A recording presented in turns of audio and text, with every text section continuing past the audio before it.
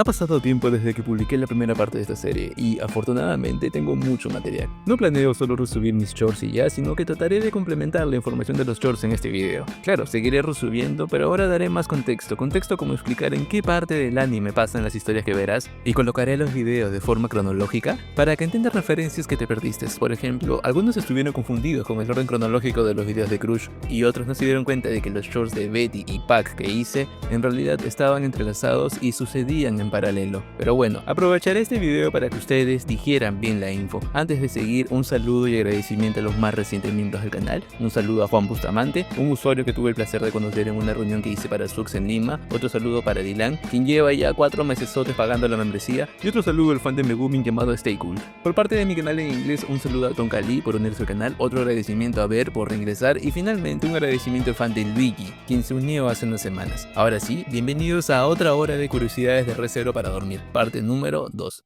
La primera sección de este video iniciará con todas las historias secundarias de Crush. No les miento, he hecho tanto de sus historias que literalmente solo me falta abarcar la historia principal del Lex 1 y una historia secundaria más para ya terminar la recopilación de todas las historias secundarias de ella. Pero por mientras les mostraré lo que tengo. Y antes de empezar les hago recordar que el orden en el que se muestra el video es el orden cronológico. ¿Sabías que Félix casi mató a Crush una vez? Antes de ganar la elección del mejor fanboy del 2016, Félix no tenía nada. Su mundo era una habitación en completa oscuridad. Sus padres lo encerraron al nacer y lo trataban peor que a un animal. Pasaba los días tirado, comiendo del suelo como un perro hambriento, olvidando lo que significaba ser humano, mientras se retorcía en su inmundicia. Pero de pronto alguien derribó la puerta que daba a su habitación. Una luz cegadora entró junto con una niña pequeña de voluntad inquebrantable, Crush Karsten. Ella había escuchado de los rumores del hijo mayor de los Argyle, entonces lo sacó de ahí, lo bañó con sus propias manos y le reveló la cruel verdad. Félix había sido encerrado porque nació con orejas de gato, un rasgo demi-humano. Su padre creía que Félix era fruto de una infidelidad, pero Crush, con ayuda de su protección divina, investigó y descubrió que todo fue un error. Las orejas eran simplemente un rasgo genético recesivo de un antepasado lejano. Félix había sufrido un infierno por un simple malentendido genético. Crush lo miró a los ojos y le dijo lo que nadie nunca le había dicho, que estar vivo no era un pecado. Ya limpio, Félix fue presentado ante sus padres, pero al ver a quienes lo despreciaron, su mente se quebró. Lleno de odio, agarró un cuchillo y se lanzó a matar a su madre. Aunque estaba débil, atacó con furia ciega, decidido a acabar con todo. El muchacho sintió cómo la hoja atravesaba la carne y cayó al suelo satisfecho pensando que su venganza estaba completa. Pero cuando levantó la vista, su sangre se heló. No había apuñalado a su madre. Sangrando gravemente, en el suelo estaba Crush. Ella se había interpuesto en el último segundo para recibir el golpe. Félix, horrorizado, sostuvo el cuerpo de la única persona que lo había tratado con bondad, pero Crush, incluso al borde de la muerte, no lo culpó. Le dijo que tenía derecho a estar furioso, pero que ceder a esa oscuridad solo ensuciaría su alma. El muchacho entonces le preguntó cuál sería la forma correcta de vivir. Ella solo le dijo que debería vivir en una forma que no traiga vergüenza a su propio ser. Después de decir esto, los párpados de la chica empezaron a cerrarse, su respiración empezó a ser entrecortada, y su cuerpo empezó a ser más pesado por alguna razón. Allí se dio cuenta que el miedo a perderla fue mayor que su odio. Félix gritó con desesperación, rogando que no muriera, y en ese momento de angustia absoluta, sucedió un milagro. Una luz azul emanó del cuerpo de Félix. Sin saberlo, había despertado un talento mágico latente, el poder de sanación más grande en la historia del reino. Sus lágrimas y su magia cerraron la herida de Crush, salvándole la vida. Al verla abrir los ojos, Félix entendió su propósito, y entonces le rogó que le permitiera quedarse a su lado para siempre, jurando usar esa vida que ella salvó para servirla. Y creo que ya es hora de iniciar con las historias de Crush, así que considera dejar tu like y comentario para apoyar esta sección. Recuerda que he iniciado una serie de contenido cortado en el canal. Félix no siempre se vistió como ese fanboy que tanto te gusta, sino que se vistió así por una promesa que hizo medio año después de ser salvado del maltrato familiar por Crush. Desde entonces, Félix, atormentado por su debilidad, entrenaba excesivamente con una espada de madera hasta que sus manos sangraban. Odiaba su cuerpo delgado y femenino, odiaba no tener la fuerza para proteger a la persona que le dio una razón para vivir, odiaba sentirse así. Sentía que su apariencia delicada era un insulto en lo que un caballero debía ser. Un día, mientras se lamentaba tras fallar en su entrenamiento, Crush apareció. Ella tomó la espada y con una elegancia y fuerza abrumadoras, demostró la diferencia abismal entre ambos, pero ella no estaba allí para humillarlo. Al ver a Félix deprimido por no tener la fuerza necesaria para ser un caballero, ella se cortó la mano con las espinas de una flor cercana. Ante el dolor, Félix fue corriendo a curarla. Entonces Crush le dijo que así como un caballero evita que otros salgan heridos, también un caballero puede ser alguien que ayude y cure a los heridos. Luego de recalcarle este cambio de enfoque, le dice que incluso si el mismo santo de la espada hubiera estado el día en el que ella fue herida, ni siquiera él hubiera podido salvarla. Ella solo se salvó porque Félix estuvo allí. Estas palabras cambiaron el mundo de Félix, quien, como deduces, empezaría a considerar ser un caballero que domine la magia curativa, y esto también hizo que empiece a admirar y respetar mucho más a su señora. Al ver la sonrisa genuina de su sirviente, Crush no pudo evitar comentar que su padre le decía que su cara no era del todo bonita. No es que se lo dijese porque su hija no fuera hermosa, lo es, pero simplemente la personalidad de Crush siempre era objeto de críticas debido a que mostraba un carácter masculino y casi nada de encanto femenino. Crush vivía atrapada. Le exigían ser como un hombre para liderar, pero al mismo tiempo la juzgaban por no ser el tipo de dama que la sociedad espera. Con una sonrisa triste le dijo Félix que probablemente tendría que abandonar su entrenamiento con la espada cuando se vuelva duquesa. Renunciaría a las cosas que le gusta y a sus sueños personales por el deber. Félix no podía permitir que la persona que lo salvó tuviera que sacrificar su felicidad y las cosas que le hacen ser ella. Así que sin pensarlo mucho, pero sabiendo que él nunca será fuerte como un hombre debido a la infancia que sufrió, ofrece su persona para ser el lado femenino que todos esperan de Crush. A cambio, Crush solo debe ser el lado masculino que Félix nunca podrá ser. De esa forma, ambos cumplirían sus metas sin sacrificar algo a cambio. Crush soltó una carcajada y aceptó el regalo. Para sellar el pacto, se quitó el lazo blanco de su cabello y se lo puso a Félix. Él hizo lo mismo y le entregó el suyo. Por eso, el lazo blanco que Félix siempre lleva en la cabeza es, en realidad, el lazo de Crush. Y el accesorio que ella usa es, en realidad, el de Félix. ¿Ahora entiendes por qué Félix sufrió tanto por ella cuando Crush perdió las memorias y fue infectada por Capella?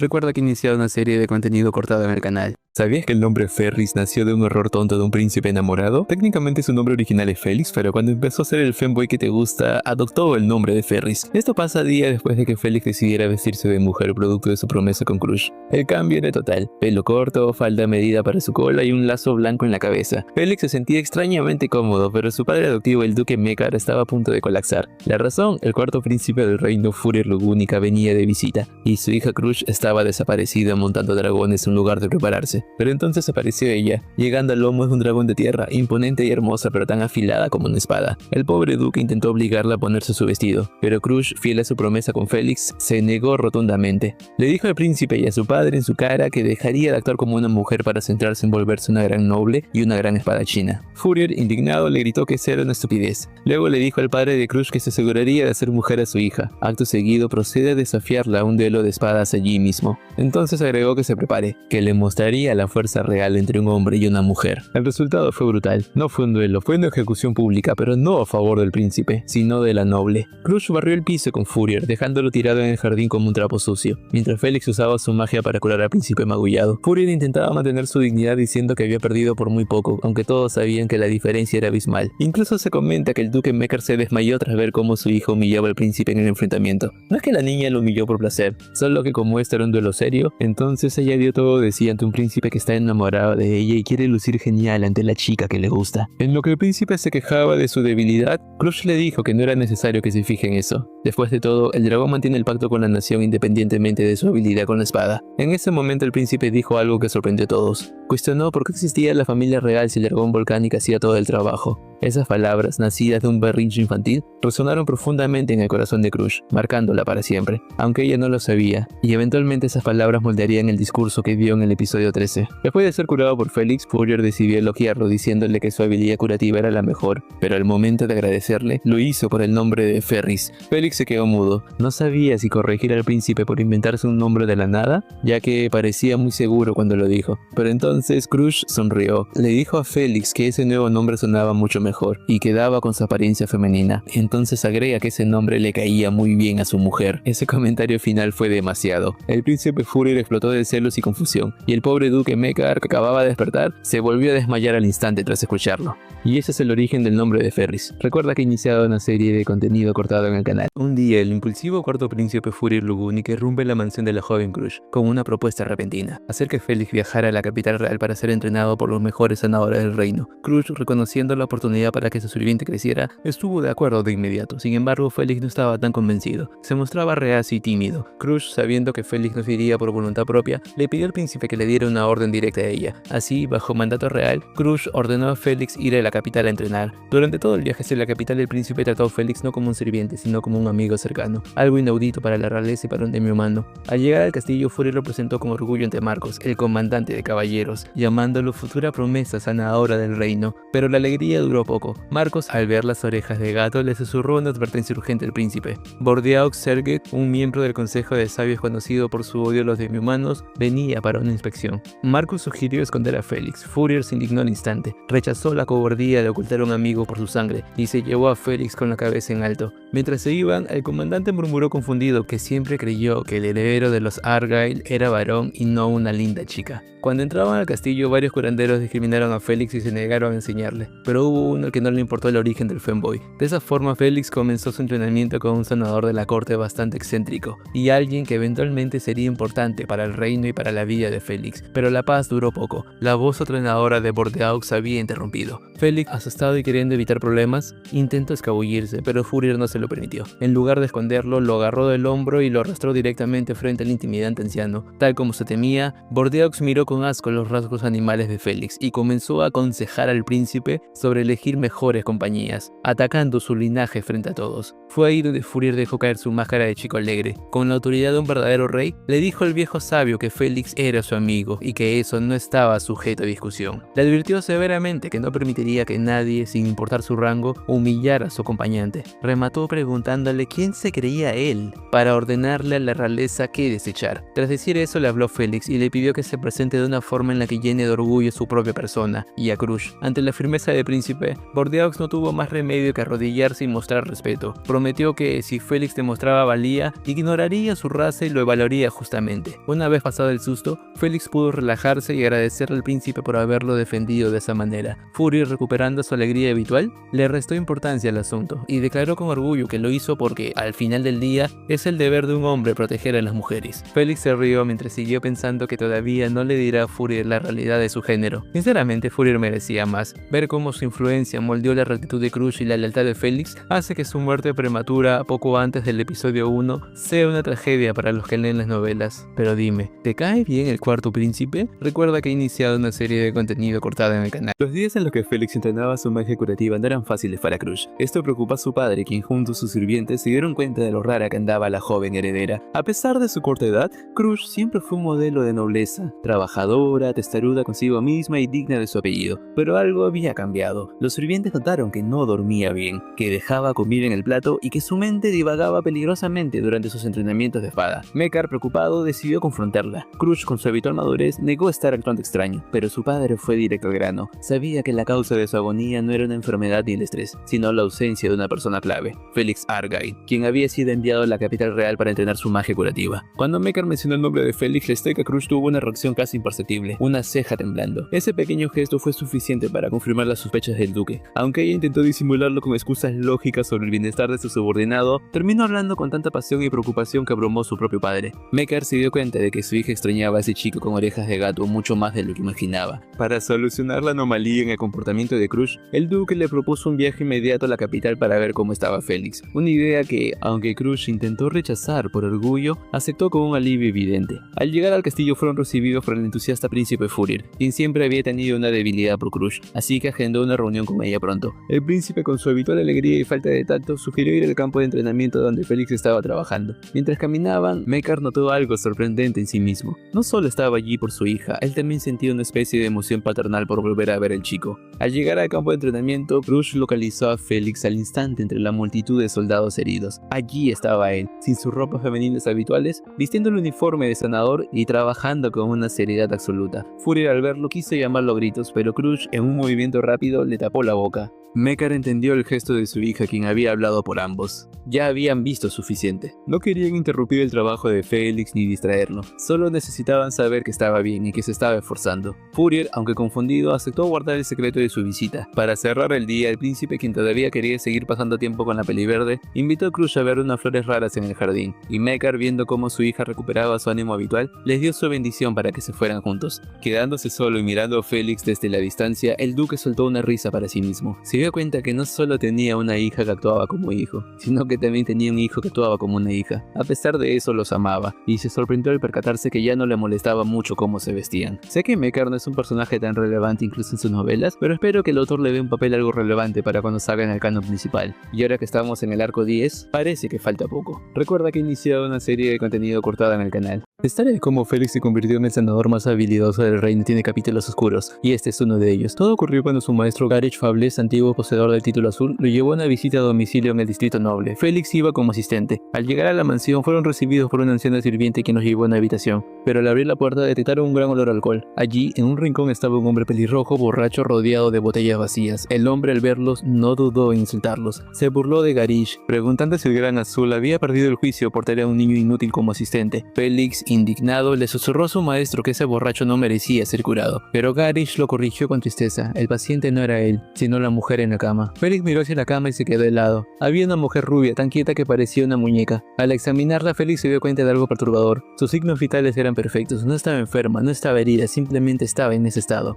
Garich explicó que esa condición se llamaba la Bella Durmiente. La mujer llevaba más de 10 años durmiendo sin envejecer, sin despertar y sin necesidad de comer. Félix sintió una profunda lástima por el hombre, pero el marido, al notar esta compasión, estalló en ira, rechazó cualquier consuelo y, en un acto de pura desesperación y crueldad, vertió una botella de alcohol sobre la cabeza de Garich, insultándolo y llamándolo charlatán por no poder salvar a su esposa después de tantos años. Garich soportó la humillación en silencio, se disculpó por su incompetencia y salió de la habitación con Félix. Félix estaba furioso, no podía perdonar cómo ese hombre había tratado a su maestro, pero Garich, secándose el alcohol de la cara, le reveló la verdadera lección del día. No lo había llevado allí para enseñarle sobre una enfermedad rara, sino para enseñarle sobre la impotencia. Le explicó que la magia curativa no es omnipotente, y que a veces la esperanza que brindan los sanadores puede convertirse en un veneno para aquellos a los que no pueden salvar. Garich le confesó a Félix que veía en él un potencial superior al suyo, y que algún día cargaría con el título de azul. Por eso, necesitaba que entendiera que el conocimiento y la preparación son lo único que puede salvar el corazón de un sanador cuando la magia curativa falle. Pero entonces Félix dijo algo que sorprendió a Garich. Dijo que a diferencia de su maestro, él no veía impotencia, sino potencial. Si la Bella Durmiente no podía curarse hoy, quizás podría curarse mañana, y eso era esperanza para él. Garich sonrió, dándose cuenta de que al intentar enseñar una lección sobre los límites, había terminado aprendiendo una sobre la esperanza. Ambos se retiran del lugar mientras que Félix se promete a sí mismo entrenar duro para ser elegido por Crush. Solo le bastaba eso. No estaba interesado en el título de su maestro. Caminó con pasos ligeros, creyendo que aunque pronto terminaban sus clases, seguro aún podría aprender lecciones de su maestro. Pero el destino es cruel, ya que esa fue su última charla con él. Y apenas 10 días después de este momento, justo cuando Félix estaba por terminar su entrenamiento y regresar con Crush, recibió una noticia. Garich había sido asesinado, y así, sin previo aviso, ahora Félix era el curandero más importante del reino. Pero esa es una historia que no conoces. Recuerda que inicié una serie de contenido cortada en el canal. Un día todo empezó de la nada. Primero fue solo una pequeña tos, y luego un malestar general. Cuando se dio cuenta que el príncipe ya se encontraba tosiendo sangre, pero debido al secuestro temporal de Crush y los problemas en la familia de Félix, actuó como si esto no era la gran cosa. Ahora vamos a tocar una de las heridas emocionales más profundas de Re:Zero, una que el anime apenas mencionó,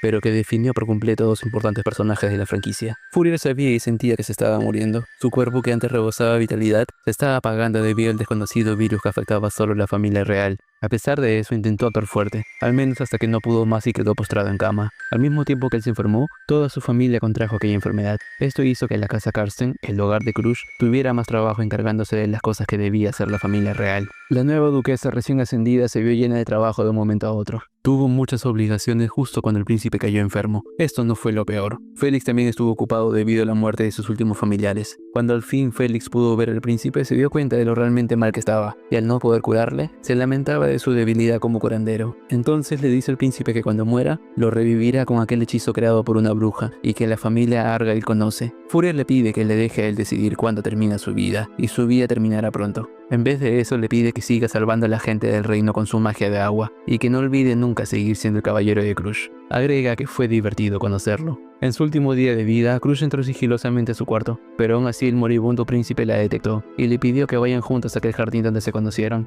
En ese momento el príncipe andaba tan débil que Crush tuvo que cargarlo en su espalda para llevarlo al lugar. Allí, Furia le pregunta si recuerda la primera vez que se conocieron. Crush dice que sí, que él cayó del cielo cuando ella contemplaba las flores. El príncipe sonríe a duras penas y dice que está equivocada, que en realidad ya la había visto mucho más antes, y desde que la vio, sintió como su corazón empezó a latir rápido. Sus mejillas se sonrojaron y no podía quitar la mirada de ella.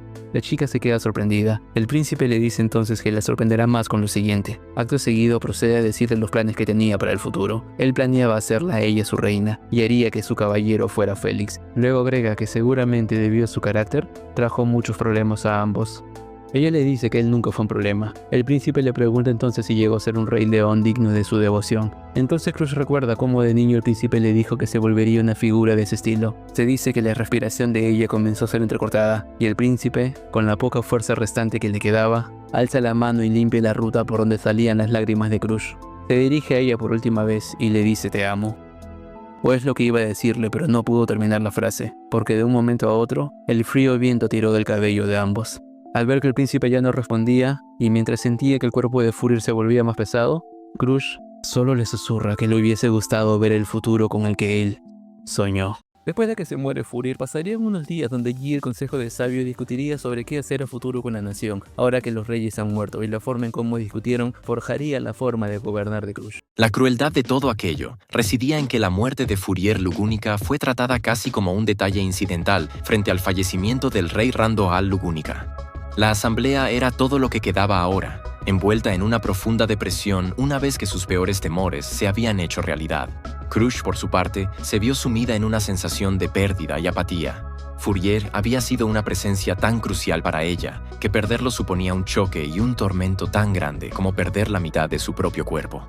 Incluso en esos momentos, al cerrar los ojos, podía ver su última sonrisa, y la imagen del príncipe dando sus últimos suspiros permanecía grabada a fuego en su memoria. Al final, los sentimientos que él no había podido terminar de confesar se habían desvanecido en el aire. Miklotov fue el primero en romper la pesada atmósfera, señalando a los presentes que no podían quedarse sentados lamentándose para siempre. El viejo sabio observó a cada uno de los nobles cabizbajos, intentando animarlos. Alguien entre la multitud le dio la razón, afirmando que no era el momento para tales penas y que su difunta majestad lamentaría verlos en ese estado. Se produjo entonces un coro de asentimientos y el sentimiento se extendió, haciendo que Crush no tuviera más opción que levantar la mirada y obligarse a sonreír, pues quedarse allí con la cabeza baja le parecía la traición definitiva a lo que Fourier habría deseado. Lo recordó a él, su rostro sonriente y cómo siempre intentaba mirar el lado positivo de las cosas. Sin embargo, la imagen en su mente se hizo añicos cuando se declaró que el linaje real había terminado y que, al haber perdido el pacto con el dragón, no podía haber mayor tragedia para el reino de Lugúnica. Crush levantó la vista, dudando de sus propios oídos, mientras alguien frente a ella se sujetaba la cabeza con desesperación. Aquel hombre se preguntaba cómo era posible que toda la familia real hubiera desaparecido y qué haría el dragón al respecto, temiendo que la pérdida del pacto resultara en una catástrofe nacional, especialmente considerando que las relaciones con el Imperio y el Reino Santo eran pésimas en ese momento. Crush se preguntó confundida de qué estaban hablando exactamente. Otro asistente mencionó entonces el problema de la sangre de dragón preservada, sugiriendo que, ante la posibilidad de que se buscara su devolución, lo más sensato podría ser adelantarse y utilizarla. Crush continuó observando fijamente, en blanco, no mientras escuchaba las deliberaciones de los asistentes. Todo lo que mencionaban volvía a la misma cuestión. ¿Qué haría el dragón ahora que la familia real se había extinguido? Aunque ella era tan consciente como cualquiera de que el reino dependía de la bendición de la criatura, se cuestionaba si eso era realmente lo primero que debían lamentar. Pensó que, si quisieran debatir el futuro del reino o las negociaciones con otros países tras la pérdida del rey, podría haberlo comprendido, pero el hecho de que su prioridad fuera cómo manipular al dragón la llenó de asco. Comprendió entonces que ninguna de aquellas personas estaba realmente triste por el fin de la línea real. Lo que les aterraba eran las implicaciones de ello y la posibilidad de que el dragón los abandonara. Para ellos, la muerte de Fourier no era más que una nota al pie de página. Lo más terrible para Crush fue reconocer que, de no haber sido tan cercana a él, sin duda ella estaría abrazando los mismos temores que el resto, con un alma tan tibia como las suyas. Aquella forma de vivir la repulsaba por encima de todo, proyectando una oscura sombra. Asqueada de lo que acaba de oír, Crush decidió reunirse con Felix y esto pasó. Cuando Ferris se enteró de la selección real y de que Crush era una de las elegidas, la buscó por todo el castillo hasta llegar al jardín. Al verla allí, de pie ante las flores, le pareció que lucía tan frágil que dudó en llamarla. Aquel era el lugar donde ella había pasado sus últimos momentos con Fourier y representaba el sitio más sagrado en su corazón, un espacio al que ni siquiera Ferris sentía que podía entrar. Él experimentó el dolor de su propia impotencia como si una hoja de metal se clavara en su pecho, deseando poder correr hacia ella, abrazarla y realizar algún hechizo que sanara su alma. Sin mirar atrás, Crush reconoció su presencia y lo felicitó por haberla encontrado, mientras Ferris se mordía el labio ante su propia sensación de desamparo. Mientras el viento agitaba el largo cabello de ella, Ferris mencionó lo que se decía sobre la tabla del dragón y su posición como candidata al trono. Crush confirmó que, en efecto, parecía que el dragón la había mirado con favor. Aquello perturbó profundamente a Ferris, quien sentía que los golpes del destino, la muerte de sus padres, la pérdida de Fourier y ahora la implicación de su señora en la elección real, le arrebataban cualquier sensación de estabilidad. Con la voz temblorosa y sintiéndose un recipiente demasiado pequeño para tantas emociones, Ferris le preguntó qué podía hacer por ella, admitiendo que no sabía cómo proceder. Antes de que pudiera huir del jardín por la angustia, Crush le ordenó que la mirara. Al levantar la vista, se encontró con sus ojos ámbar, cuya magia lo cautivó de inmediato. En ese momento, ella le hizo un voto antes que a nadie más, su firme intención de convertirse en rey. Ante tal declaración sin vacilaciones, Ferris quedó sin aliento. Crush comenzó entonces a recordar con voz suave cómo conoció a Fourier en ese jardín y cómo solían observar las flores juntos. Le confesó algo que nunca le había contado. Antes de conocer al príncipe, ella siempre llevaba el cabello recogido, pero comenzó a usar simplemente una cinta porque él la instó a ser fiel a sí misma. Aquella elección, que incluso dio origen a la cinta blanca que Ferris llevaba en su propio cabello, fue un regalo que comenzó con el príncipe. A medida que ella compartía estos recuerdos, Ferris sintió que esas vivencias se convertían en un vínculo compartido, provocándole un torrente de lágrimas y sonrisas. Crush le aseguró que atesoraba profundamente el tiempo que habían pasado los tres juntos, pero añadió con fuego en la mirada que la existencia del dragón socavaba ese tiempo precioso, pues para muchos, Fourier solo existía para dar continuidad al pacto y no lamentaban realmente su muerte. Al notar la indignación de su señora, Ferris se tensó, mientras ella reafirmaba que Fourier Lugunica realmente había vivido y que se había grabado en los corazones de ambos. Tocando su propio pecho y luego el de Ferris, ella le transmitió una determinación tan ardiente que parecía capaz de consumir cualquier pensamiento ajeno, jurando que jamás permitiría que nadie negara la existencia del hombre que fue su rey león. Crush reflexionó sobre cómo el pacto con el dragón había protegido al pueblo durante tanto tiempo que había debilitado sus corazones, volviéndolos capaces de ignorar la muerte de un joven amable. Afirmó que, dado que el reino se había vuelto dependiente y servil ante la criatura, solo ella podía cumplir el sueño que el príncipe aún mantenía vivo en su interior. Sostuvo que ningún otro gobernante intentaría corregir ese rumbo torcido y que, por tanto, esa tarea les correspondía a ellos. Tras entregarle una daga con el símbolo del Rey León, una reliquia de la casa Karsten, Crush le explicó que el sueño de Fourier era que los tres construyeran el futuro juntos. Al sentir el peso del arma, Ferris comprendió finalmente su resolución. En ese lugar que Fourier tanto amó, Crush juró convertirlo en su caballero. Ferris se arrodilló en silencio y ofreció la daga. Ella la tomó y realizó el ritual, tocando primero su hombro izquierdo y luego el derecho con el plano de la hoja antes de devolvérsela. Aquel día, en un jardín donde solo las flores eran testigos, se otorgó un título de caballero que marcaba tanto un comienzo como la continuación de un sueño. Finalmente, Crush instó a Ferris a seguirla para reclamar el reino de manos del dragón y hacer realidad el deseo del príncipe. Sin dudarlo, Ferris se unió a ella, y la primera de las candidatas, unida fuertemente a su servidor, se alejó con orgullo mientras, en la brisa, un pequeño capullo esperaba el momento adecuado para florecer. Días o semanas después de esto conocería a Wilhelm Trías y lo haría su caballero. ¿Alguna vez te preguntaste cómo Wilhelm y Crush se hicieron aliados? Todo comenzó en los jardines del Castillo Real. Crush y Felix, que estaban de visita, presenciaron una escena lamentable. Un miembro del Consejo de Sabios, Bordeaux, estaba siendo atacado físicamente por un anciano vestido con trapos sucios. El anciano le reclamaba furioso porque el reino se negaba a enviar tropas para cazar a la ballena blanca, a pesar de que él había traído habido pruebas de su aparición.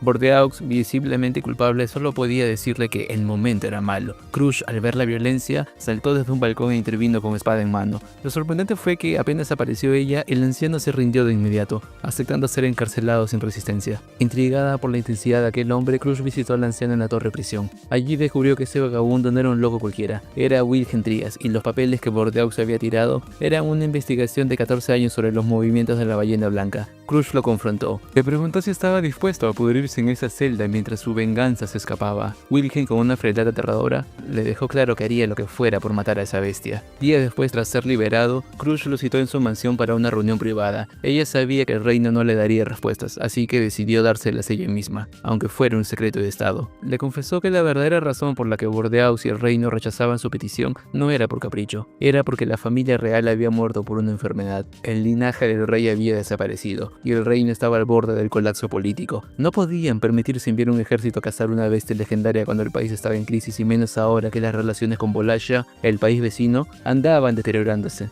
La noticia destrozó a Wilhelm. El hombre se derrumbó dándose cuenta de que su venganza era imposible.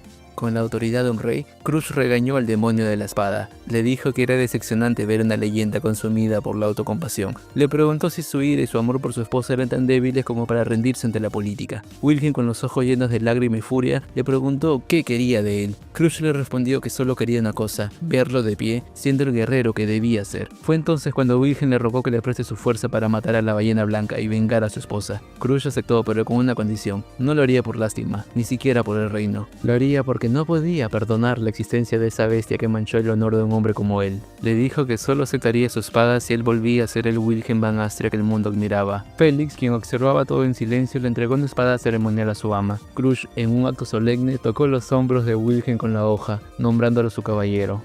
Le ordenó que nunca dejara que su alma se volviera a ensuciar, y que, a pesar de lo muy buen caballero que era, él no sería su caballero número 1, ese ya lo era otro. De esa forma, Wilhelm terminaría jurándole lealtad y prometiendo no avergonzarla. El demonio de la espada había renacido, y eventualmente conseguiría su venganza, pero esa es una historia que ya conoces. Recuerda que inició una serie de contenido cortada en el canal. Por último, se narra en una novela de Anastasia cómo es que una vez Reinhard y Julius se ponen a rememorar al príncipe Furir. Esto sucede un pequeño tiempo después de que se revele la candidatura de Crush y Priscilla, la cual es la historia secundaria que me falta por narrar. En la parte trasera de la taberna se encontraba una sala privada, un espacio de paredes gruesas diseñado para ofrecer una insonorización absoluta. El escudo de plata era un lugar sumamente valorado por los caballeros precisamente por esa razón. Allí no existía el temor de que las conversaciones secretas se filtraran, pues tanto el dueño como la clientela formaban parte del mismo círculo privilegiado. Tras cerrar la puerta con llave, Reinhard se apoyó contra la pared y fue directo al grano, preguntando si el motivo de aquel encuentro furtivo tenía que ver con la selección real. La habitación, austera y funcional, contaba apenas con una mesa redonda y 2 sillas. Un entorno despojado de decoraciones innecesarias que garantizaba que ni una sola palabra de Reinhard saldría de esas 4 paredes. Julius, por su parte, confiaba plenamente en la discreción de su pelirrojo amigo. Inclinando el rostro mientras se apoyaba en la mesa, Julius confirmó que, en efecto, se había encontrado a una tercera candidata, a quien él mismo había recomendado ante el consejo ese día tras confirmarse sus calificaciones. Reinhard observó que, de ser así, la tercera aspirante también era una mujer, lo que sugería que todas las doncellas del dragón podrían terminar siendo del mismo sexo.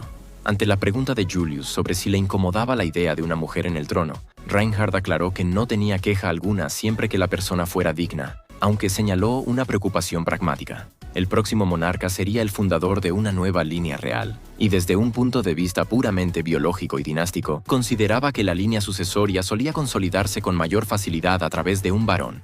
Mientras Reinhard analizaba la situación desde ese ángulo distinto, Julius se tocó el flequillo en silencio, consciente de que el reino de Lugunica no solo carecía de rey, sino que se enfrentaba a la extinción total de su familia real. Coincidieron en que, dadas las circunstancias, lo más natural parecía ser que la duquesa Crush Karsten ascendiera al trono. Discutieron cómo su familia siempre había sido cercana a la corona, compartiendo incluso parte de esa sangre, y destacaron el inmenso potencial y la firme determinación de Crush por gobernar. Sin embargo, al profundizar en los motivos de la duquesa, el tono de la conversación se volvió más melancólico. Mencionaron el trágico destino de la familia real y, de manera más personal, lamentaron la pérdida del príncipe Fourier. Reinhard recordó con cariño al príncipe como una persona ecuánime que nunca le dio un trato especial por ser el santo de la espada. Aunque ambos sonrieron al recordar que el verdadero interés de Fourier siempre estuvo centrado en Ferris y en la propia Crush. Julius admitió que, aunque sus contactos con el príncipe fueron breves, siempre resultaron enriquecedores. Reinhardt percibió entonces una nota de duda en la voz de Julius cuando éste comentó que, si bien era noble y hermoso que Crush heredara la voluntad de Fourier, algo no terminaba de convencerle. Julius cerró los ojos y recordó la reciente declaración de guerra de Crush hacia Anastasia en el castillo. Aunque era propio de su carácter honesto, había algo en su obsesión con el trono que le inquietaba.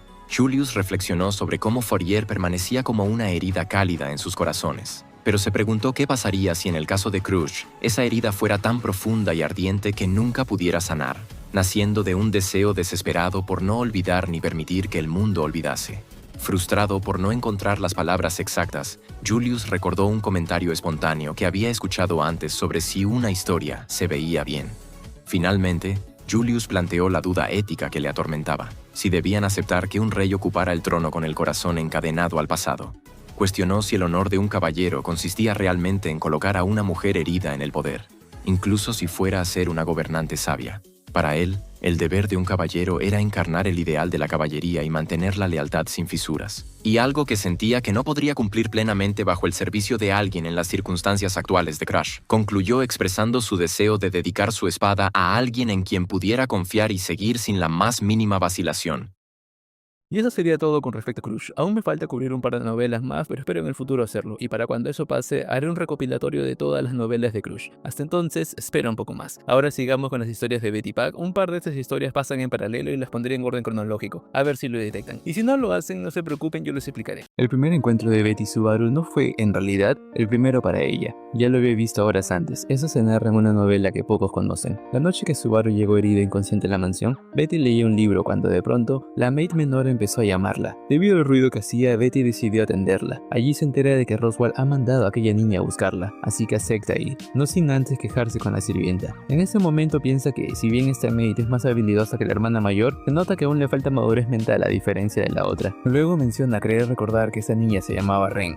Es normal que no la conozca, después de todo casi nunca había hablado con ella, pero la presencia de alguien pronto cambiaría todo eso. Al llegar al vestíbulo, Roswell la esperaba. Tras un breve intercambio de indirectas, el mago admitió haber mandado a Ren sabiendo que Beatriz lo ignoraría si iba él mismo. Entonces las puertas principales se abrieron. Ran y Emilia habían regresado de la capital. Beatriz esperaba ver a su querido hermano Pac asomarse por el cabello plateado de la medio elfa, pero en su lugar se encontró con una escena patética. Las gemelas cargaban el cuerpo inconsciente y ensangrentado de un chico de cabello negro. Emilia, desesperada, le rogó a Beatriz que lo curara, explicando cómo este extraño había arriesgado su vida por ella. Beatriz lo miró con desdén, considerando que la situación era demasiado sospechosa, y sugirió fríamente dejarlo morir. Pero ante las súplicas de Emilia, la bibliotecaria suspiró y aceptó curarlo con una condición innegociable. Al día siguiente tendría Pac para ella sola todo el día. Esa era la condición. Con un simple toque de su inmensa magia, Beatriz cerró la herida mortal del chico, les advirtió que no lo dejaran sobreesforzarse y regresó rápidamente a su refugio. De vuelta en la biblioteca prohibida, Beatriz esperaba que la mansión finalmente se sumiera en silencio.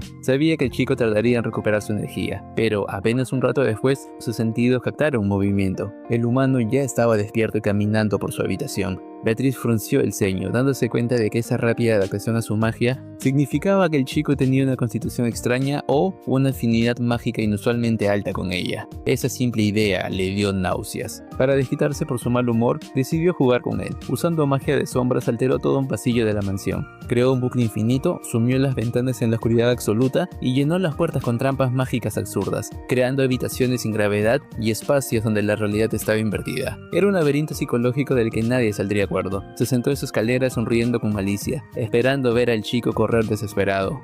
Beatriz esperaba un espectáculo largo y humillante, lista para reírse de su sufrimiento. Pero, de repente, la puerta de la biblioteca prohibida se abrió de par en par, y ahí estaba él, con cara de tonto. El chico de cabello negro asomó la cabeza hacia el interior del santuario absoluto de Beatriz. Por alguna razón, la puerta que el chico eligió se conectó automáticamente con la de la biblioteca, y así iniciaría el principio del fin de los días de silencio y soledad de la Gran Espíritu. Pero esa es una historia que ya conoces. Recuerda que he iniciado una serie de contenido cortado en el canal. ¿Alguna vez te has preguntado qué hace tu mascota cuando no la estás viendo? Bueno, Subaru tuvo exactamente esa misma duda, pero con Pac. Todo empezó durante el almuerzo en la mansión Roswell. Subaru, notando que Pac no estaba pegado a Emilia como de costumbre, le preguntó qué hacía él cuando no estaba con ella. Emilia, sorprendida, admitió que nunca lo había pensado, pero rápidamente se puso a la defensiva. Aseguró, con la confianza de una niña que cree que su papá es un superhéroe, que Pac seguramente estaba haciendo un trabajo vital para mantener la paz mundial. Tras ver la excusa infantil que dio Emilia, Subaru recordó que cuando él era niño no entendía en qué trabajaba su padre, y de hecho, ahora que ya es un adulto sigue sin entenderlo, pero concluye que seguramente hacía algo importante. Después de todo, mantenía a su esposa y a su hijo, pero ahora que tiene la tarde libre, convence a Emilia para espiar a Pac y ver qué es lo que hace. Así comenzó la operación. Subaru y Emilia se escabulleron por los pasillos de la mansión. Subaru le enseñó a Emilia su técnica especial, el Sneaky Dash, lo cual resultó en una escena hilarante donde Emilia intentaba imitar torpemente los pasos silenciosos de Subaru mientras él se distraía diciéndole lo bien que olía.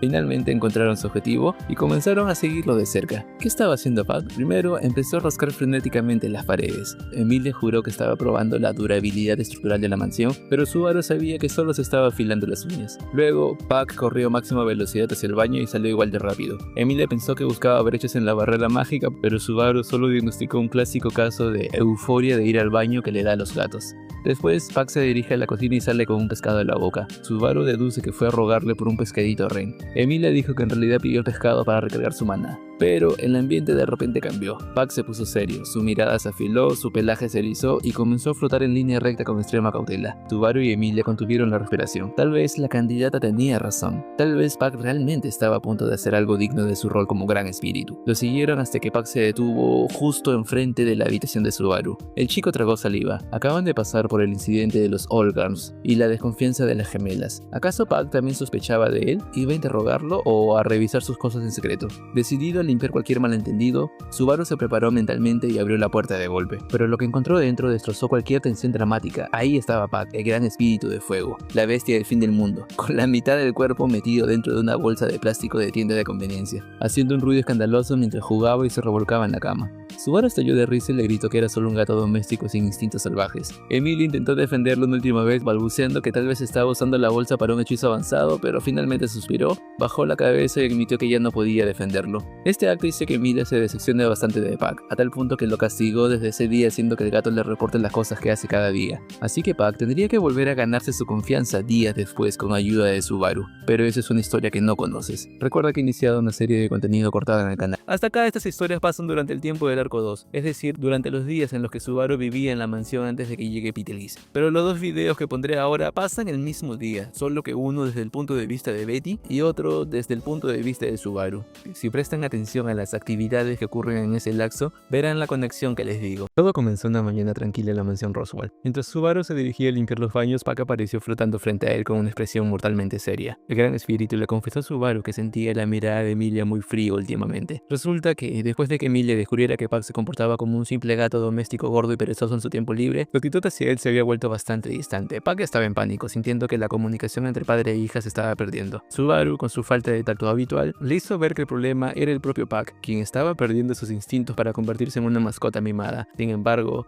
Pac ignoró olímpicamente el consejo y, tras inundar accidentalmente Subaru con el agua de la bañera a modo de rabieta, decidió tomar medidas drásticas. El primer pack de Pac fue un clásico intento de jugar a atrapar la pelota. Subaru se lo encontró deprimido en las escaleras después de que el intento fracasara miserablemente. Emilia, estando ocupada, simplemente le había devuelto la pelota a Subaru, pidiéndole que se la diera al gato, ignorándolo de esta forma por completo. Pac estaba devastado y le explicó a Subaru que su intención era usar el juego para hacerle preguntas profundas a Emilia sobre su futuro. Subaru, perdiendo la paciencia, le recordó que ella ya tenía clarísimo que quería gobernar el país y que no fuera tan anticuado. Viendo que la estrategia del padre comprensivo no funcionaba, Pac decidió que si Emilia se había acostumbrado a su encanto natural, tendría que volver a lo básico y jugar sucio. Entonces se encerró en una habitación de invitados para entrenar sus encantos. Más tarde, Emilia fue a buscar a Subaru al jardín para invitarle un té. Mientras caminaban, ella bajó la voz y le preguntó con cierta culpa si Pac lo estaba molestando. Emilia le confesó que estaba ignorando su espíritu a propósito porque se sentía un poco decepcionada de su inmadurez. Subaru le dio la razón de inmediato, asegurándole que un poco de disciplina le haría muy bien a Pac para bajarle los humos. Emilia sintió, totalmente decidida a mantenerse firme y no ceder ante sus caprichos para darle una lección. Pero entonces llegaron a su habitación y abrieron la puerta. En el centro del cuarto, Pac estaba ejecutando la coreografía más tierna, calculada y manipuladora que Subaru jamás había visto. El gato retorcía su cola, hacía brillar sus ojos con lágrimas falsas y soltaba un ronroneo tan triste que atacaba directamente el instinto protector humano. humano. Era la trampa definitiva perfeccionada por un gato doméstico. Fue tan efectivo que se dice que la resolución de Emilia se hizo polvo en un segundo. Totalmente sonrojada, corrió a abrazarlo, disculpándose desesperadamente por haber sido tan terca mientras frotaba sus mejillas contra él.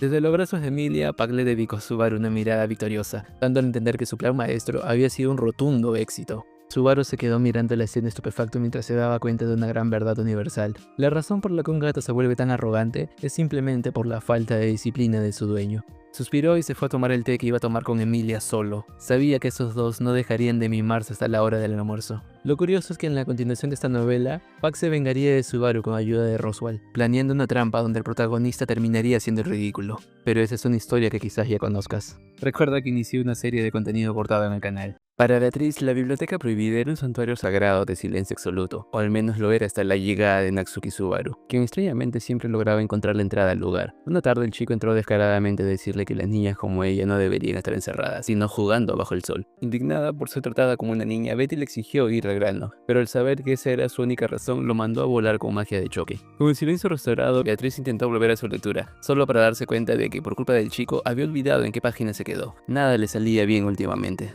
Lo peor es que desde que Subaru llegó, todos en la mansión se tomaron demasiadas confianzas con ella. Primero, Ran dejó un montón de canastas de verdura en la entrada, pidiéndole que conectara la puerta con la cocina para no cargarlas. Aunque se quejó de no ser su sirvienta, Beatriz se vio a regañadientes. Luego, aprovechando la conexión de la puerta, Ray se acercó con tono maternal para preguntarle cuántos pimientos toleraría en la cena. Cansada de discutir, Betty aceptó un máximo de 3. Sin embargo, con una sonrisa implacable, Ran le avisó que pondría 4 para ayudarla a crecer. Y mientras Beatriz cerraba la puerta de golpe, escuchó a la gemela decirle a Ran que mejor le pondría 5. Días después el límite de su paciencia se rompió. Subaru abrió la puerta empapado de pies a cabeza y casi desnudo, escurriendo agua por todo el suelo. Explicó que Pac le había hecho una broma y le rogó que conectara la biblioteca con su cuarto para no mojar los pasillos. Beatriz hervía de rabia. Después de todo, ya había usado su santuario como atajo para ir al baño antes. Sin embargo, para evitar que siguiera mojando el lugar, no tuvo más remedio que ceder. Conectó la puerta con su habitación y a modo de venganza le lanzó otra onda de choque que lo hizo rodar hasta su cuarto. Pero eso no era suficiente para ella. Mientras caminaba por los pasillos buscando a su víctima, Beatriz escuchó voces. Eran Subaru y Pac hablando. Para evitar ser descubierto espiando, se escondió rápidamente en el armario de una habitación de invitados. Y entonces ocurrió el milagro. Vio cómo Pac, influenciado por algún plan extraño de Subaru, empezaba a rodar por el suelo, maullando dulcemente y actuando como el gatito más adorable del mundo. Beatriz, escondida en la oscuridad, estaba completamente fascinada por la ternura de su hermano mayor. Esa misma tarde, Subaru regresó a la biblioteca, esta vez con artículos de limpieza, pidiendo disculpas por haber mojado la entrada. Esperaba que Beatriz le gritara o lo golpeara, pero en lugar de eso, ella lo miró con una pequeña sonrisa y por primera vez le agradeció. Le dijo que de vez en cuando él hacía las cosas bien y que le había mostrado algo muy lindo. Subaru se quedó con la boca abierta, completamente aterrorizado, pensando que Beatriz tenía fiebre o estaba delirando por la falta de luz solar, y gritó que llamaría a un médico. Beatriz, perdiendo la poca paciencia que había recuperado, lo mandó a volar por tercera vez con otra onda de choque. Con el ruido finalmente fuera de su santuario, Beatriz se sentó en su escalera. Pensó que tal vez soportar un poco de ruido de vez en cuando no era tan malo si le traía buenos momentos, aunque rápidamente se dijo a sí misma que eso sería malcriarlo demasiado. Pero la pequeña sonrisa en su rostro demostraba que, en el fondo, la presencia de este chico ruidoso ya no le molestaba tanto.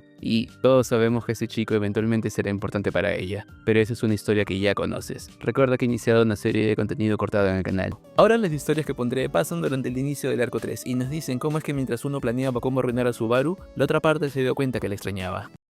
El anime te ocultó lo más importante de esta escena en donde Subaru hace el ridículo, y es normal que te lo oculte porque bueno, solo salió la novela. En una historia llamada Los trucos del gran espíritu Pac nos revelan cómo es que Roswaal y Pac sabían que alguien vendría a hacer el ridículo, y lejos de detener el acto, solo acordaron usar el momento para su beneficio. En lo que Subaru conocía a Priscilla y Aldebarán en el episodio 13, se revela cómo es que Mila llegaba al palacio junto a sus acompañantes. Para matar el rato empezaron a charlar sobre la pronta selección. Roswaal señalaba cómo es que el dragón parece tener un gusto por las mujeres, ya que todas las aspirantes a rey eran chicas. Luego dice que es normal que el dragón tenga ese enfoque, debido a que de esa forma sería fácil que la ganadora engendre una descendencia capaz de seguir con el nuevo legado real. Emilia no entendía por qué Roswaal sugería que era conveniente para la línea de sangre que todas fueran mujeres. Este comentario sorprendió a Roswaal. Sabía que Pac era sobreprotector, pero no sabía que lo era tanto. un poco más y le decía que era un mal padre por lo controlador que es. Pero no hubo tiempo de discutir, ya habían llegado al castillo.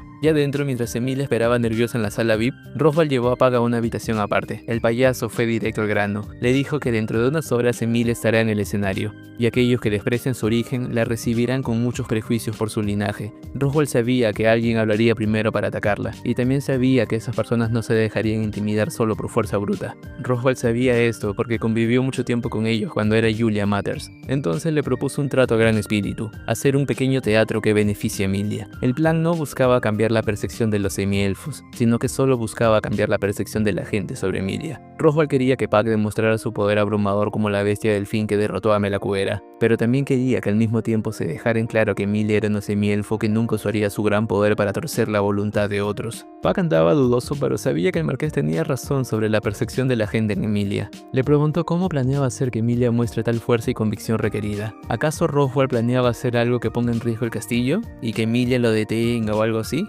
Roswell solo sonrió y dijo: afortunadamente, él debería crear una oportunidad para nosotros. Puck se sorprendió. Se supone que Subaru había prometido esperar en la posada. ¿Acaso Roswell había manipulado al muchacho también? Puck solo cierra la conversación remarcándole lo controlador que es. Al final, el gato aceptó colaborar con el plan de Roswell. Todo sea por brindar felicidad al futuro de su hija. Aunque él sabe que ella nunca hubiera probado este método. ¿Ahora entiendes por qué me cae mal Puck? Recuerda que he iniciado una serie de contenido cortado en el canal. Cuando Subaru, Ren, Emilia y Roswell viajaron a la capital real para presentar oficialmente la candidatura de la semielfo ante el público, esos días realmente fueron malos para Beatriz. Eso es lo que se nos cuenta en la novela llamada Bitácora de la Bibliotecaria. En esta novela se nos dice cómo es que Ran y Betty fueron las únicas personas en la mansión por varios días. El primer día juntas, Ran le trajo para desayunar su famoso platillo de patatas al vapor. Betty solo le agradeció por el plato y lo disfrutó. Luego, para el almuerzo, Ran le volvió a traer el mismo plato. Betty solo aceptó el platillo y siguió en lo suyo. Entonces llega el momento de la cena, y Ran vuelve a traerle el mismo plato de patatas al vapor. Betty solo dice que no saben mal y que está todo bien. Pero cuando el día siguiente Ran le trae el mismo plato para el desayuno, Betty ya no es capaz de ocultar su disgusto por lo repetitivo de la comida, así que le reclama a Ran que vaya a cocinar algo diferente. Ella solo le dice que no puede hacer eso porque su única especialidad es la patata al vapor. Betty se amarga y le dice que debería aprender de su hermana menor. Ran solo dice que está orgullosa de su hermana, pero que aún así no cambiará su actitud. Acto seguido procede a comer del plato de Betty. Esto enfurece a la niña, quien da un pisotón al suelo y dice que está teniendo malos modales con ella. Ran solo le comenta que Subaru es así de respetuoso con ella, así que pensó que ellas también podrían tratarse así. Entonces las chicas piensan en los últimos sucesos de la mansión y se dan cuenta que es la primera vez que ambas se quedan solas en el lugar. Por lo general, es Ran quien acompaña a Roswell en sus viajes, pero por esta vez fue Ren la elegida. Ran insinúa que quizás esto es una oportunidad para que ambas se lleven mejor, pero Betty dice que ella solo necesita llevarse bien con Puck. Y en lo que Ran se iba, Betty se encontró pensando en cuánto esperaba el regreso del chico de pelo negro y la hermana menor. Reconoce que es la primera vez que los echa de menos. Lamentablemente, cuando volvieron los demás miembros de la mansión, Subaru y Ren no regresaron. Solo volvió Roswell, Puck y Emilia. Al instante, Roswell pide hablar con ella. Beatriz solo le dice que no le va a ayudar si es un asunto relacionado con la candidatura de Emilia. Roswell no afirma ni niega nada, mientras le dice que pronto se dirigirá al santuario para reunirse con la maestra. Este tema deja perpleja a Betty, porque no ha regresado a aquel lugar desde hace 400 años. Roswell le dice que siente que el deseo más grande de su primer antepasado está a punto de cumplirse, y dice que esto le da esperanzas para su futuro. La niña solo dice que hace tiempo dejó de darse el lujo de creer en ese tipo de cosas. El marqués solo agrega que debería considerar esta ocasión, y que como él genuinamente desea su felicidad, consideró correcto venir a avisarle antes de partir. Acto seguido desaparece de escena. Cuando la puerta se cierra, Betty se queda en silencio, y como preguntando a una persona que simplemente no está en la sala, dice lo siguiente: お母様、ベティはあとどれだけ？ Puedes encontrar más datos sobre el contenido cortado del anime en mi canal. Y como no hemos llegado a la hora, déjeme ponerle 3 shorts del noticiero para llegar a los 60 minutos de video y así el título de esto tenga sentido. Algo curioso que comentar es que la persona que me edita los noticieros inicialmente iba a ser yo mismo, pero me centré tanto en hacer videos largos que se le encargué a un editor totalmente distinto la edición de esto. Así que si sienten la edición de esta sección algo distinta, es por eso. ¿Recuerdas a Héctor? Ese poderoso villano que apareció en la segunda temporada solo para humillar a Roswaal hace 400 años y luego desaparecer al instante, eso era lo que sabíamos de él. Al menos hasta que el año pasado se reveló que en realidad ya había sido derrotado un tiempo después de los sucesos del santuario. ¿Qué dirías si te dijera que en realidad ya se había revelado su derrota hace 6 años? Y no el año pasado como la mayoría cree. Sin embargo, nadie se dio cuenta simplemente porque los fans de Re:Zero no leen sus propias novelas secundarias. En realidad, apenas dio la respuesta en bandeja de plata en plena pandemia y la ignoramos. En el 2020 salió la novela Eres una vez en Lugúnica, una precuela ubicada 15 años antes del anime. Ahí, en medio de una pelea a muerte, un joven Marcus le pregunta a su oponente Roswaal si es que tiene miedo a morir. Y el marqués suelta la frase que sorprendió a gran parte del fandom en esa época. ¿Por qué tendría miedo? Si ya vencí por mi propia cuenta al hombre que más temía en este mundo hace mucho tiempo. En ese momento todos pensaron que era arrogancia, pero no. El año pasado, en pleno 2025, el volumen 41 de la novela confirmó finalmente que Roswaal y Clint lograron derrotar a Héctor. De hecho, es ahí donde Clint obtendría el factor de la melancolía. Esa frase que Roswaal dijo en el 2020 no era un alarde, era un spoiler masivo captado por algunos pocos. Roswaal ya nos había dicho que el brujo de la melancolía había caído, pero estábamos demasiado ocupados sobreviviendo a la pandemia como para notarlo. Te confieso que yo recién leí la novela hace un par de años, pero sé sincero en los comentarios y dime, ¿tú te leíste esta novela o te acabas de enterar por mí? ¿Eres team lectura o team resuming? Recuerda que he iniciado una serie de contenido cortado en mi canal. ¿Pensabas que solo Lugúnica tenía problemas? Hace 6 años Tapei nos reveló que todo el mundo de Re:Zero está colapsando al mismo tiempo, y estábamos tan ciegos que no nos dimos cuenta. En una historia del 2020 que transcurría durante las aventuras de Subaru en la torre de Atalaya, Russell Fellow confirmó la caída de 2 grandes más bestias. Bueno, faltaba confirmar uno, pero nosotros sabemos que realmente cayeron los 2. Parecía el inicio de la paz en todo el mundo, pero él no era tan optimista con respecto a esto. Aprovechando que se reunió con Ranger y Fel, advirtió al caballero de que sus espías le avisaron de una inminente guerra civil en el imperio de Wallachia, y lo peor, dijo que si el emperador perdía la guerra civil, el tratado de paz que hicieron en los sucesos del X4 no significaría nada, y eso por culpa de la idiosincrasia de los gobernantes de aquella región. Encima, añadió otra problemática. Russell informa que ha escuchado fuertes rumores de la aparición de una nueva bruja en Gusteco, y encima parece que el balance de poder en la administración de Kararagi ha empezado a resquebrajarse debido a ciertas cosas que aún no sabemos. Russell también confirmó que toda esta gran lista de cambios ya se vivió una vez en el mundo, y en ese entonces el mundo no quedó muy bien parado al final de todo. De hecho, al final de esta era, la mitad del mundo fue devorado por la bruja, y esto dio como resultado el mapa mundial cortado que conocemos en la actualidad, y es el que ves en pantalla. La última vez que el mundo de Re:Zero vivió sucesos tan turbulentos como los que tiene en la actualidad fue hace 400 años, y si eres un fiel seguidor de la obra, ya debes saber lo que implica esta comparación. Después de todo, estamos hablando de la época donde las brujas andaban activas, y de la época donde vivió el gran sabio Flugel. No es solo Lugúnica quien anda pasando por un mal momento con toda la crisis que vemos en la novela, sino que al mismo tiempo todo el mundo está en llamas, y todo esto sin tomar en cuenta la profecía que luego se revelaría y que profetiza 4 grandes catástrofes que destruirán el mundo de Re:Zero. ¿Crees que Subaru pueda detenerlas? Coméntamelo en los comentarios y recuerda que he iniciado una serie de contenido cortado en mi canal. ¿Sabías que Subaru logró lo imposible? Logró ganarle un debate moral a Priscilla Varielle, y no solo eso, hizo que ella admitiera su error sin cortarle la cabeza. Sucedió en el arco 7. Tras capturar a Arakia, las mujeres amazonas querían ejecutarla por haber herido gravemente a su jefa. Todos esperaban que Priscilla intercediera por su antigua sirvienta, pero ella solo respondió con frialdad, que si el destino de la general divino terminaba allí, ese no era su problema. Subaru, harto de esa actitud, le dijo que la vida no regresaba una vez terminada. Priscilla, ofendida, desenfundó su aura asesina, y le preguntó cómo es que se atrevía a intentar enseñarle a ella el valor de la vida. ¿Acaso piensa que el juicio de ella no es el correcto? Se dice que en ese momento el aire se congeló. Al y las demás chicas pensaron que Subaru moriría ahí mismo, pero el protagonista solo la miró a los ojos y soltó una frase suicida.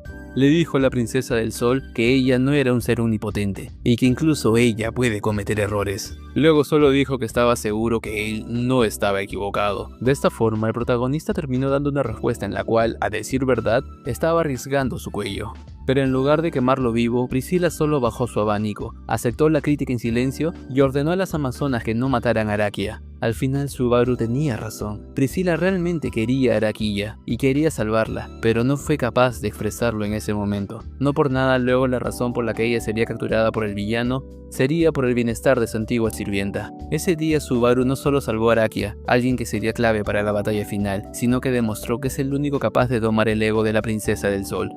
Una tarea que su copia de Temu Aldebarán nunca pudo lograr. ¿Crees que si Subaru hubiera conocido a Priscilla antes que Emilia hubiera podido llevarse bien con ella? Déjame tus comentarios. Y recuerda que he iniciado una serie de contenido cortado en mi canal. Y con eso llegamos a la hora del video. Sé que quizás algunos esperaban un video nuevo, pero tenía que subir esto antes. Una vez más, siento la ausencia en videos largos, pero tenía muchas cosas en mi vida. En estos días que viene subiré un video sobre cómo alerta o reserva, y el cual es un video que pronostico tendrá mucho alcance. Asimismo, pronto estaré dando noticias sobre la meta del video del X1. Pero denme unos días más. Gracias por llegar hasta esta parte del video, y si te gustó esta recapitulación puedes ver o volver a ver la primera hora de curiosidades de esto que te dejaré en pantalla.